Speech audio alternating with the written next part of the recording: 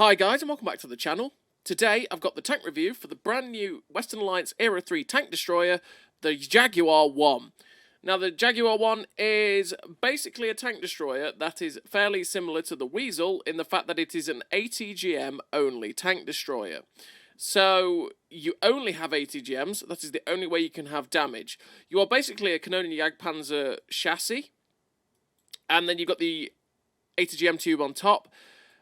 What do I think of this tank so far? I think it's a pretty decent tank destroyer.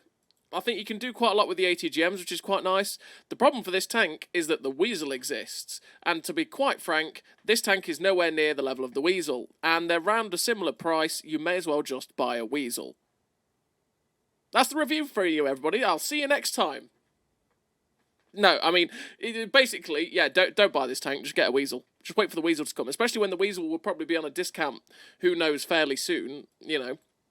The Jaguar 1 won't be on a discount for a wee while. I mean, it's discounted on release, right? It's like 11k gold at the minute. And then I think the base price is about 14,500, 14,000, something like that. But yeah, you may as well just wait for the Wiesel, which has obviously been out for a while, so no doubt that when the next time that comes on sale, it'll probably be on some sort of form of discount, right? You may as well just pick up the Wiesel, because the Wiesel does the job of the Jaguar far, far easier, and just far, far better, because obviously the Wiesel is nigh on unspottable, unless you get proxy spotted. This thing isn't. This thing can get down to about 50 meters of still concealment, which is still ridiculously good, but it means you do get spotted that little bit easier. And also, because this thing is so big, it's so easy to hit, and everybody doesn't miss it. And also, it's a massive walking crit bell. And what do I mean by that? Well, its modules just seem to get knocked out all the time. Whereas, you know, you're in a Wiesel, the amount of times that Wiesels just bounce things and don't get tracked and manage to just everyone miss it is yeah, magic. Plus, the Wiesel goes about 10 kilometers an hour faster than this tank, and that's also something for it, as well as the fact it's smaller. To be honest, just buy a Wiesel. There is not really much point to this tank in that regard.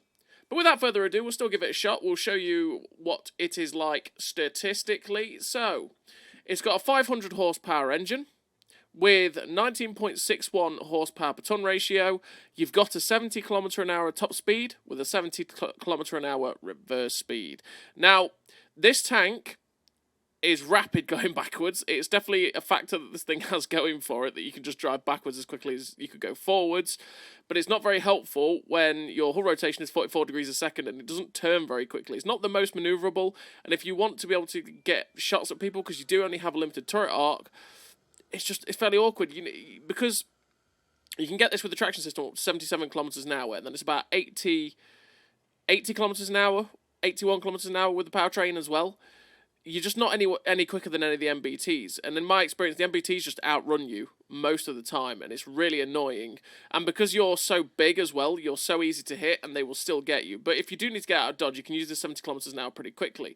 And to be honest, I feel like it's actually way quicker going backwards than it is going forwards, because the other thing is, it's got this 19.61 horsepower per ton ratio, but it's just a little bit sluggish. It feels a little bit sluggish, and it's not very helpful when you manage to ATGM someone. You can't quite get away sometimes, and yeah, it's a bit frustrating. Again, this is where the Wiesel's just better than it. It's got 2,900 hit points, which is a decent slab of hit points. Like I say, 44 degrees a second hull rotation speed. Because you're such a long boy, it feels like it takes a little bit to turn this tank around, and you don't have the handbrake turn either, because you are a tank destroyer. So when you do manage to get a shot into someone and you're trying to run away, it's just a little bit awkward at times. You've got great ground resistances with a 1.1 on soft, 0.5 on medium, and 0.45 on firm. Your detectability base is 260, it was about, 270 I think, because I've got camo on it. On still concealment, 352 on moving, which is exactly why you want to have silent driving, so that gets way closer to this. You've got 590 meters view range, so it's enough view range to be able to spot what you want to spot in Era 3. You've got 32 degrees a second on the turret rotation, or on the gun rotation, really, for this thing, which is pretty decent. It means that you'll be able to get the gun on target. It doesn't really affect you too badly, or, you know, you won't struggle to get the gun on target, pretty much. You got 0.38 accuracy, it doesn't really matter. The 0.38 accuracy during rotation, 0.2 accuracy at 100 meters, 1.54 during movement. These accuracy stats don't matter because you are only an ATGM tank, so it's completely down to your aim.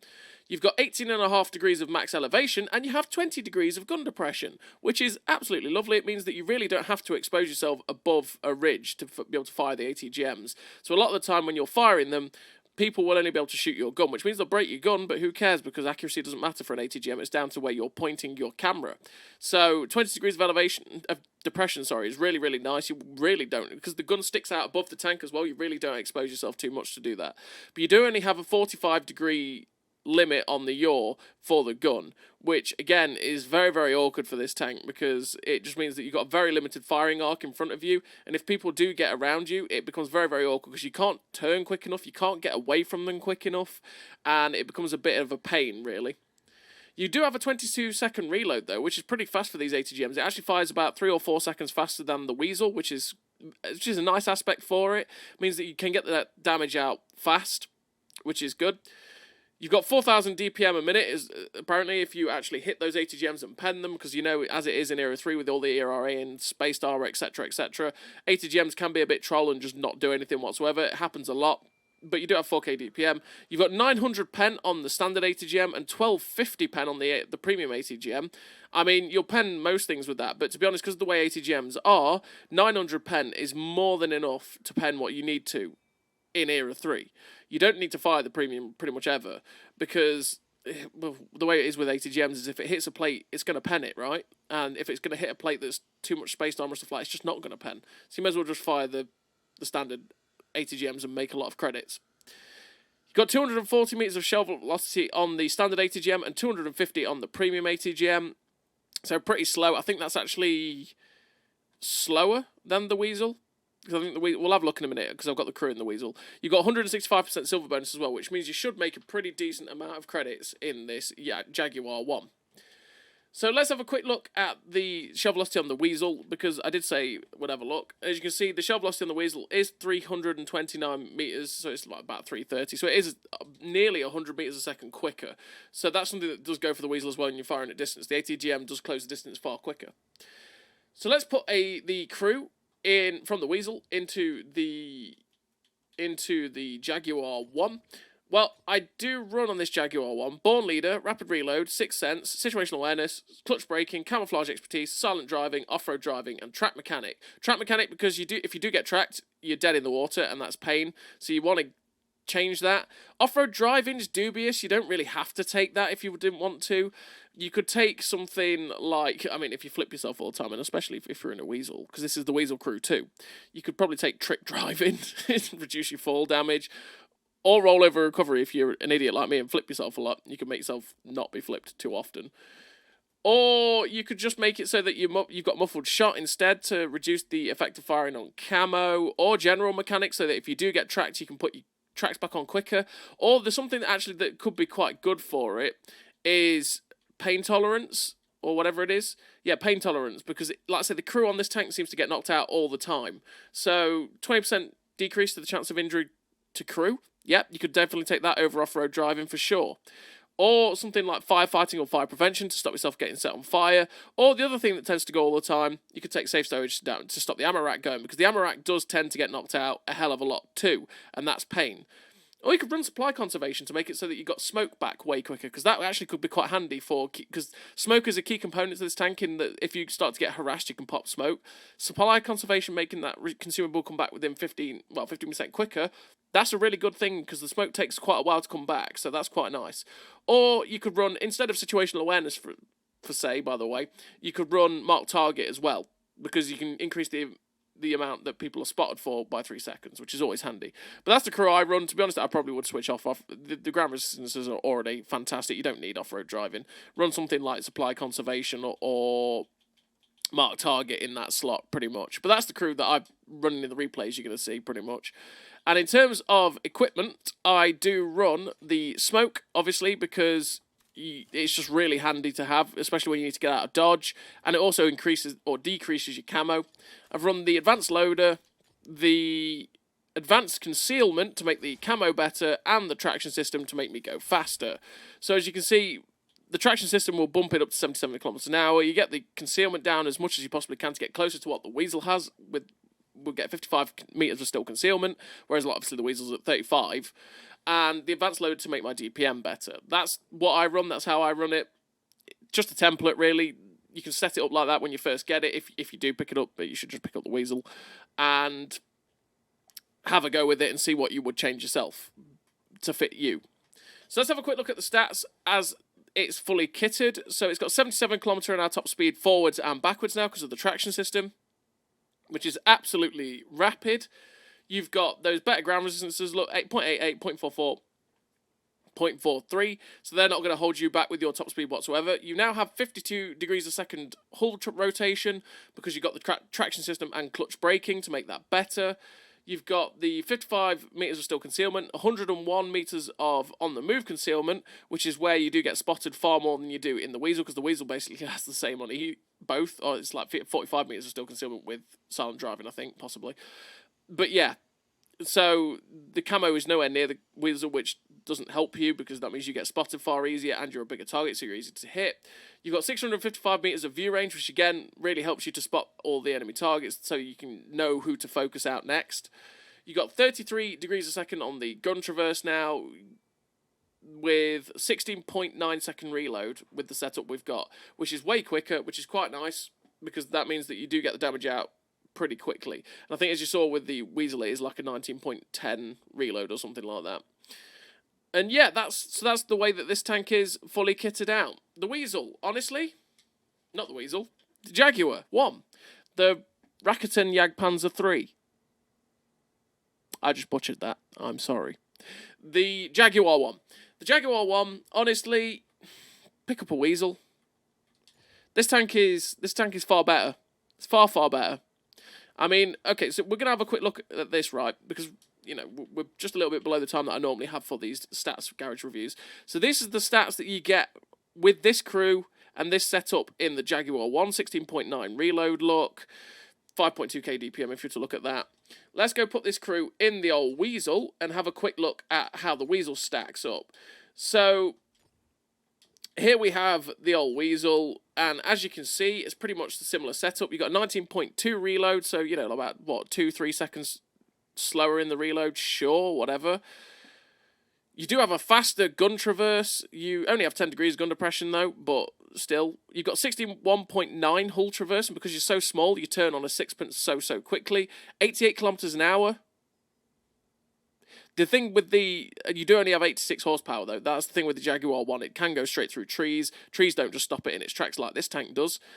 And also, you don't have the weird gun bobble. And I'll explain that when we're in the replay. But yeah, 30.22 horsepower per ton, so you're rapid to get up to that top speed. You've got 35 metres of steel concealment with 81 on the move as well, which means, yeah, you're still pretty damn hard to spot. You do only have 4k DPM, though, fully pimped out, which is what you got on the Jaguar, not fully pimped out. But on the whole, you've got that 165 silver bonus as well. So on the whole, this tank is just far better. It's just far better than the Jaguar 1. Does that make the Jaguar 1 a worse tank? Or should I say, a bad tank? That doesn't make the Jaguar 1 a bad tank. It just means that the Wiesel is just out there. It's just there. It's ridiculous. It's far better. Costs you about the same. It's just better for your money, and no doubt it'll come on discount far quicker than Jaguar 1 will. So I would always say pick up the Wiesel instead of the Jaguar 1. Don't pick up the Jaguar 1. The Wiesel's better. So yeah, let's take you over to the replays where you can watch this bad boy in action. You can see some of my average games and my best game in it, and you can make your own mind up on how it looks and how it plays. So as always, everybody, I will see you in the replays. So here we are in the replays with the Jaguar 1, and we are on this map, which is Mannheim. And yeah, what I was saying about the gun bobble with the Jaguar 1 is that with the Wiesel, because it's so small, and because of the way the chassis is and stuff like that, when you stop dead, your tank tends to lurch forward, which means your gun bounces into the floor, and if you fire ATGM at the moment you stop, a lot of the time your ATGM will end up flying into the floor, which is not a good time. The Jaguar does not have that problem. So if you fire a missile while you're on the move and just stop dead, your gun will not bobble. So that means your gun will just hit the target every time, basically, and you won't have that problem of, I need to stop, and then, you know, the floor, it just hits the floor. So that is something that is quite nice for the Jaguar, that's because it's so big. But, well, it's so big and it's got a more powerful engine, it's just longer, right? But the tank itself is a bit of a struggle when you do get focused out. Like, with the Wiesel, you can just run away. You can just run away, pop smoke, and you're out of dodge. With this thing, it doesn't quite work like that. But you can still pack a big, big punch with the ATGMs. And as you can see so far in this first replay, we're up to 1475 damage because we slapped that Leopard 2A5. So what I'm going to try and do is get into a better position to shoot this 2A5 in the side again, see if we can get a sneaky shot in. But I was just checking out before I do that, there's no one around this corner, and actually we spot that this Thumper is in a position where I might be able to shoot him in the turret, and we just about managed to get the shot straight through the side of his turret and puts ourselves onto 2.8k damage, which is nice. And as you can see, we do actually have a better shot at this Leopard 2A5 side. It's like, hello, Mr. Leopard, just give me 2 seconds. And this is where the Jaguar is a little bit nicer than the Wiesel in terms of the reload, because you can see, we got that gun, you know, that reloading pretty damn quickly, and we were ready to go, and it does fire pretty damn quick. You do notice that slight bit of difference of going, oh yeah, this is pretty nice. We're now going to go in on this Challenger 1 to help the Thumper, and I'm thinking, can I pen a Challenger 1 in the lower plate? No, not with ATGMs. 127 is what we got out of that, because it must have penned 1 layer of space armor or something like that, and we couldn't do any more damage to him. We know there's a Wiesel behind us now at like B3, so we've got to be very, very careful of that. Hope he doesn't just come charging up. That's the other thing. If Wiesels say you're the one, it's not going to go well. We try and pop a shot into the side of the Challenger 2, and unfortunately we hit his back end and don't do any damage. That's a sad time. But yeah, if a Wiesel comes after you, you are just screwed. If you end up in a 1v1 with the Wiesel in a Jaguar, you die, because the Wiesel will own you every single time unless the person is not very good. Because it's smaller, it's nimbler, it will be able to handbrake turn, which means it can drive past you and get its gun back on you very, very quickly. It just hurts in that regard. And this is where this tank struggles. This Challenger 2 has decided, oh, you know what, screw that heavy tank that I was facing a minute ago. I'm now going after the Jaguar. And we're playing Ring a Ring Around the Roses. Pocket full of posies, and I'm like, leave me alone, Challenger 2. We're just going to drive around in circles, because this is all we can do. This is all we can do. But I decide I'm bored of this. I've got to try and get him. So we managed to swivel round, get the shot in. Big shot there. The M1 actually ends up shooting him as well. And now I'm relying on the M1 to shut him down, which he does. Now another Jaguar 1 comes in, and it's like, well, hello, Mr. Jaguar 1. Did you think you could try and out-traverse me now I'm facing you? Well, good night, Mr. Jaguar. And we managed to shut down the Jaguar 1 there, putting us onto 6.5k damage. But now there's a Thumper, and it's like, oh, God, that's awkward. I'm just going to try and get around it. But again, once again, we can't get up to speed quick enough. We can't get away from his gun, and the Thumper shuts us down. If MBTs come chasing after you, you're doomed in this tank, which is just absolute pain. And we finished that game with 6.5k damage, the 3rd class, and we came 3rd on the team with 1237 base XP. Yeah, if MBTs come after you, like in a Wiesel, you can get away, you can do all sorts of manoeuvrable things and sort yourself out. In the Jaguar 1, it just doesn't quite work out like that, and you tend to be very easy to chase down and just get absolutely slaughtered, which was a little bit frustrating at times. As well as that, like I say, the fact that you are also such a big target means that every man and his dog has no problem whatsoever in hitting you and penning you. The only time you might get lucky is if they end up hitting the little gun on top, and that's pretty much it. Other than that, it's a bit of a pain, really. And we're on to the second replay, and I do have 4 replays for you, and this is the second of 4. And we're on this map, which is Fred Vang. And on Fred Vang, I'm just going to see if I can get an inquisitive look across this way. And we end up finding our Jaguar 1 friend over here, and we're slapping ATGM straight through. And we're just going to reverse back out of dodge. Again, that guy clearly hadn't fully set up for camo because I spotted him, whereas he didn't spot me. And that Jaguar 1 is gone because my other Jaguar 1 friend shuts him down. So now we're going to go after the heavy tank that was behind us because, well, we hopefully can get a surprise shot into him. But we noticed this BMP3. It's like, hello, Mr. BMP. So we just slapped the big ATGM through the BMP for 1439. The Challenger 2 looks like he's coming after us, so we pop smoke to make it so that it puts him off a little bit. And we're just going to wait for the reload, because I do want to go after this Challenger 2 if I can help it. So now we've got the ATGM, and we're going to go try and see if we can find him. There he is, ATGM out, and slapped straight through that Challenger 2 there, which is absolutely lovely. And we're just going to pull back into the smoke to keep ourselves concealed. But you know what? Now I'm unspotted. I'm thinking, right, I just really want to pick on this Challenger 2 and see if we can get rid of him. And there we go. He ends up getting respotted. We fire the ATGM at him, straight into his back end, and we shut down the Challenger 2 for 1,088. And that puts us onto 1 kill with 5.3k damage. It's going pretty well so far. And I'm thinking, right, where is my next target? There's still quite a lot left alive. My 2 TD friends are down at GH7. I did physically see something that was climbing the hill, so I was just looking to see if I could still see something on the hill, but I can't. And it's like, right, okay, you know what? We're going to turn around and try and get a shot into these heavy tanks that are behind us and try and stop them from progressing any further. I mean, they are getting attacked by the guys on the hill as well, but you never know what you can do. So this Leopard 2A5 gives us the side of his turret, which we actually penned for like a little bit there. I think that was like not much, really. We shouldn't have gone for that shot into his turret side, but really it was only given as his lower plate, his frontal armor anyway. He turned around just in time. But now we can go after the 2A5 directly below us. So we pop the ATGM, try and get it in, and unfortunately, it just flies over. We just dodged the Jaguar 1's ATGM, and it's like, oh god, this 2A5 really doesn't like me. I can really see his hatred flowing through him. Thankfully, he misses us while he's on the move, and I'm like, okay, no, I'm just going to ignore him. My friends are going to kill him, which the Leclerc does, and there goes the 2A5. Now we're going to go after this BM, slap the ATGM straight through his lower plate, 1190, just like that. Goodbye, Mr. Russian Heavy Tank. Now the team is at 11-5 so far, and I want to see if I can do some more damage. So what I'm going to try and do is loop round and get behind the guys at J8 and K9. But just as I'm doing that, it's like, oh, there's a Macarver. We put the shot into the Macarver. I aimed for his back end of his side, so hopefully it went in. But unfortunately, we did not pen him. We popped smoke to make sure that I can get away safely and not lose any hit points. But my other Jaguar friend is here as well, and I'm like, you know what? I feel like now I'm reloaded. Let's go after this Macarver and see if we can put the hurt in yet again. So we're just going to drive forward once again and get after him. As you can see, this is just where the tank feels that little bit sluggish.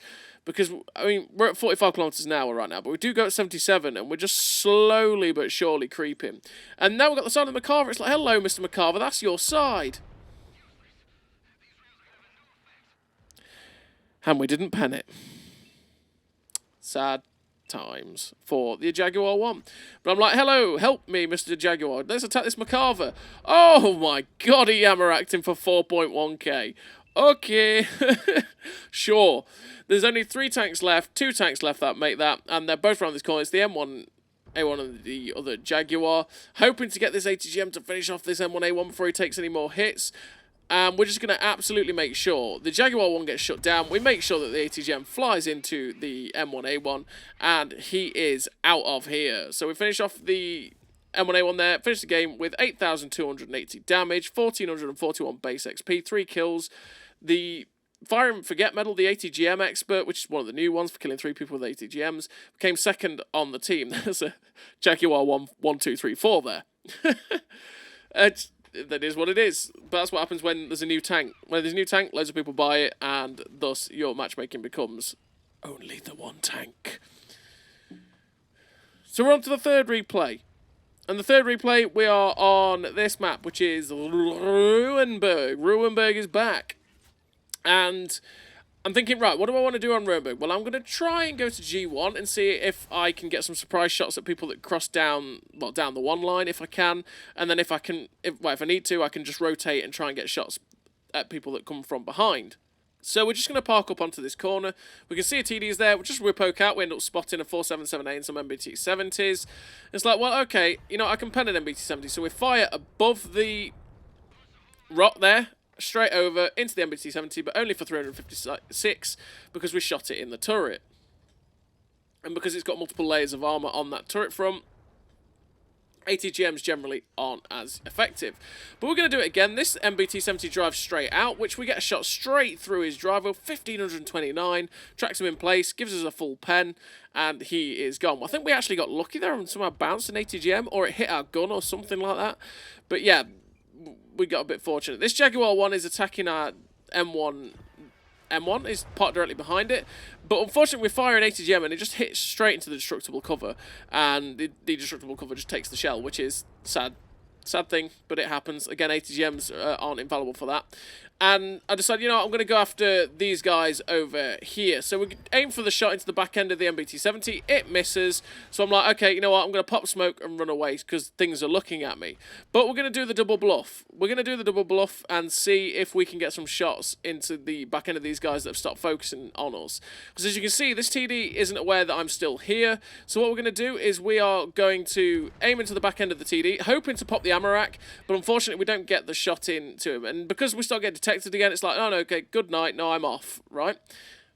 But we're not, we're double bluffing yet again, and we're going to come back, see if we can get some shots into the back end of these guys, again attacking our guys at H1, because we really need to try and win this flank for them. So we've got the choice of shooting an MBT-70 or the Object 477A. We're always going to shoot the Object 477A, because the MBT-70, everybody will pen an MBT-70. The 477A will end up having people just sitting there bouncing on it repeatedly. We have to get rid of the 477A if we can do it, and yeah, always choose the 477A. But now the 477A is gone, we get a shot into the back end of the MBT-70, which tracked him and gave us a big amount of damage. And once again, we're going to go in and see if we can help our friends out here. There is a Wiesel directly behind us though, and as you can see, we keep that awareness that he's chasing after us. We're back into a corner to make it more difficult for him to get shots into us, but he chooses my friend. Now the 2A5 gets tracked with his side onto us when he's attacking my BM. We get a shot straight through the side of the Leopard 2A5, and I'm just going to try and get out again. And we're nearly reloaded. It's like, oh god, there's an MBT-70. I did not see that. He ends up getting a big shot into us, and we end up getting an ATGM there, I think, from the Wiesel, which only damages our gun, which means we're very, very fortunate, and we get the ATGM in to shut down the MBT-70 that's facehugging us. And I decide, okay, I'm probably going to die here. I'm just going to try and get a shot into this Wiesel if I can. If we can't, then oh well. So we're nearly reloaded. We're now facing our 3 of the enemy tanks, and unfortunately we get shut down, and we lose that game. And we face the game with the defeat.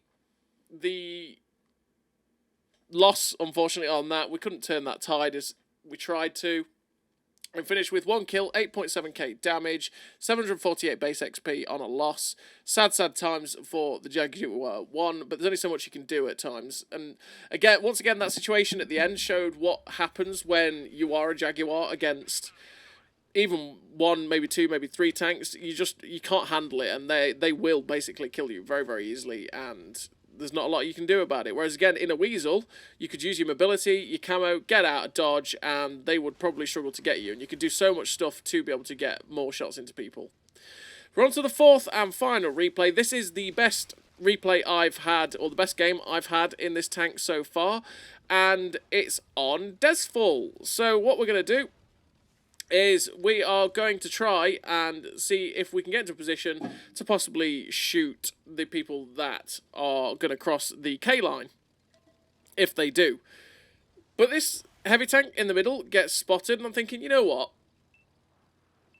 Let's be cheeky. Let's see if we can get a drive-by kill on this M1A1.